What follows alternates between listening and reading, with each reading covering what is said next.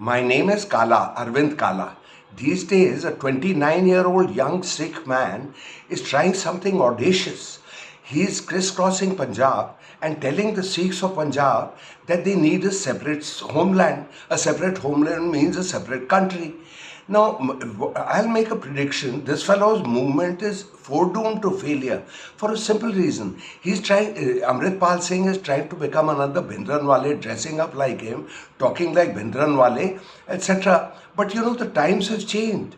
Bhindranwale succeeded to a large extent. He tore Punjab apart. He cost the lives of something like 20,000 people.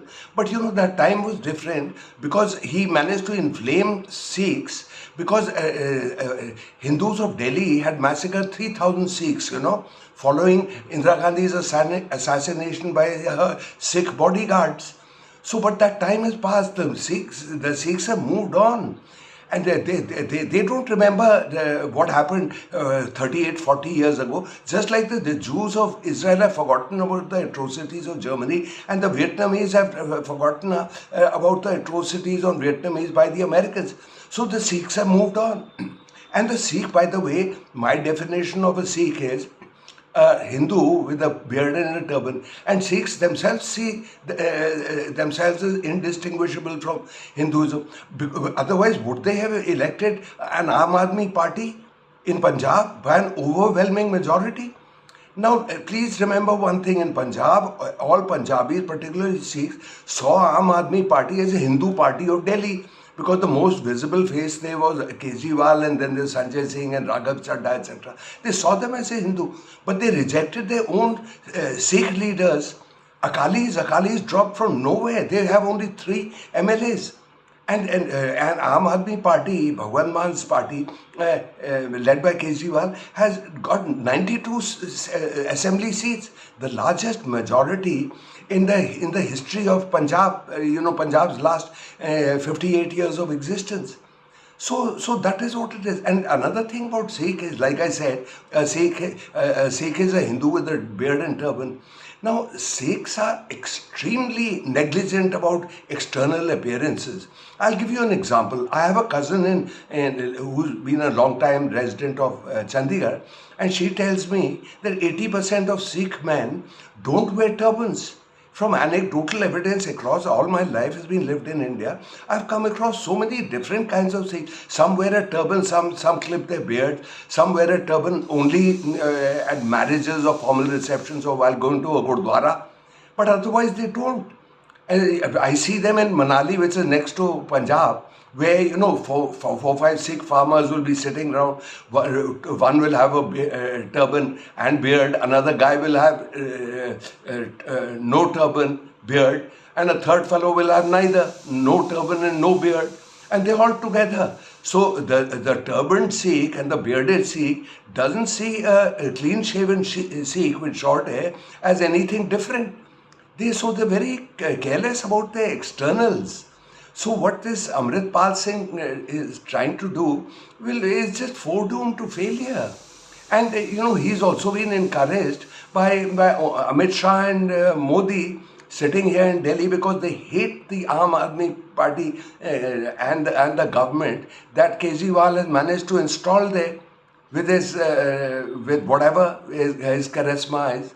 So that is really how it is. Now, talking about the practicalities of a separate Khalistan. Punjab has a population of 32 million. 58% are Sikhs, which works out around 16-17 million. But there are 12-13 million Hindus also. The Punjab, that's their home and they've always lived there. Now, if there was a Khalistani movement, would the Hindus want that? No. And if in Hindu-Sikh marriages, probably they number in the tens of thousands, if not hundreds of thousands across Punjab, maybe tens of thousands. Now, would either that Sikh boy marry to a Hindu girl or vice versa, would they want a Khalistan? No. So it's a ridiculous situation. Talking about myself, for instance, I'm a Hindu and and my wife is a Sikh. Now, so our only daughter, is a Hindu because I'm a Hindu. But suppose her daughter was to marry a Sikh, then her children will become a Sikh. So one Sikh, sometimes three-quarters Sikh, and sometimes half Sikh, and sometimes half Hindu and three-quarters Hindu. I mean, what nonsense is this? So Sikhs don't see themselves apart from Hindus at all. Then there's another thing. Yes, there's 16 million, 17 million Sikhs in Punjab, but there are 5-7 million outside Punjab. Haryana has 1.2 million Sikhs, Delhi has 570,000, Chandigarh has 138,000, 600,000 Sikhs live in UP, and then there are a couple of 100,000 in Bihar and Maharashtra, here, there. And will they want a Sikh state? What the hell, yeah? So it's one of those ridiculous things. And what the hell will Punjab do? Suppose how do you achieve a Sikh state? Now Punjab is 50,000 square kilometers in area. Now it's bounded by, it's contiguous to Jammu and Kashmir, to Himachal, to Rajasthan, to the Union Territory of Chandigarh. So it's bounded. Are you going to have a wall or a fence along your perimeter of 50,000 this thing? So it's impossible.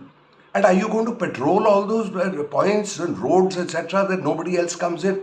For instance, Bangladesh is a separate country where Bangladeshi is found illegally in India or vice versa. He is detained by the respective authorities.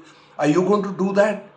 And Delhi Sardar comes there, and then he has to have a PPO, person of Punjab origin, etc., etc. And the Hindus of Punjab who live outside Punjab, there'll be tens of thousands of them, hundreds of thousands of them over the years. So this kind of thing is totally is doomed to failure. Now, talking about how alike Sikhs are to Hindus, they have as rigid a caste system as Hindus have. As rigid. There are Jat Sikhs, there were Arora Sikhs, there are Ahluwalia, there are Ramgadhiyas, and they have separate Gurdwaras. Then there are Dalit Sikhs, called the Mazbis. Now they have a separate regiment in the Indian Army, and the higher caste regiment is the Sikh regiment. So that is the division. And on a personal note, my wife happens to be a Jat Sikh. The Jat Sikhs of Punjab are the most influential, they're the landed people, and they're the big shots of Punjab, sort of. Now I remember when I got married, my parents-in-law, Pakka Jat Sikhs, were very relieved that I was a Hindu Brahmin, because they preferred me to the possibility of my Jat Sikh wife marrying a trader Sikh like an Arora or a Chadda or a Walia. So that is how deeply embedded caste is, and they said at least he's a Brahmin, etc., etc. Yeah, he can't be too bad, though my pathetic salary made them think twice. So that is so I don't know what this guy is trying to whip up. There's no way, that time has passed.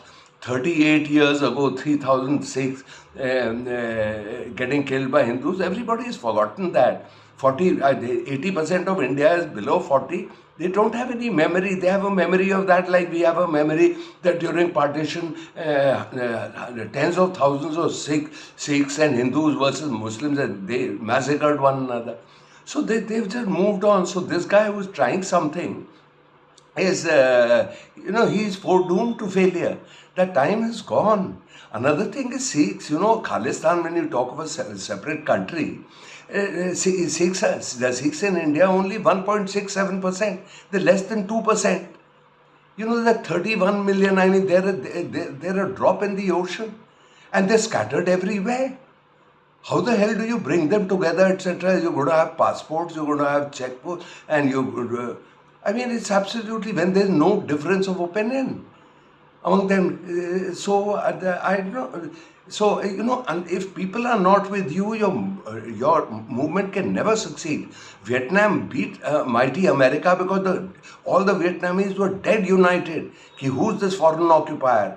Today, Ukraine is beating a bigger Russia because all the Ukrainians are united. They're fighting for their life, they're fighting for their safety, for their country, patriotism.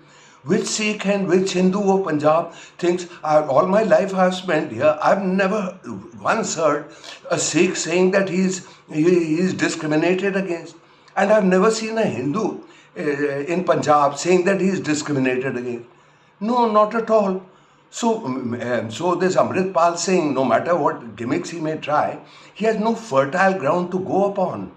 So it'll just fizzle out, and those days have passed where they pick up guns and etc. etc. Punjab suffered hugely, and finally it was a Sikh chief minister and a Sikh police inspector general, that KPS Gill, who just massacred Sikh youths, suspected Sikh terrorists, and brought peace to that. Sikhs, they were that against that. And no, Punjab does not want a revival of that, and it won't happen. It won't happen. And then, just before closing, let me talk of the Sikhs outside India. There are around 700,000 in Canada. There are 500,000 in UK, 500,000 here, 70,000 in Italy. And in various other places, they number a few million. You think they want a Punjab passport? Why? Their chiefs, this thing is, they've studied all over India, yeah? Punjab is only 2% of India. So many of them. And they were all those Sikhs outside who've been there for generations. Now they forget about their children. Their children have, in America, a Sikh family. Will he bother that this is a Hindu? They'll be marrying blacks, they'll be marrying whites, etc. etc. They don't want this nonsense. It would be dead against their interests. Yeah, it's as simple as that. So this guy's movement is foredoomed to failure. Well, this is what I wanted to say, and if you agree with me somewhat, please forward this to everybody you know. So I'll bid you farewell. See you later, alligator.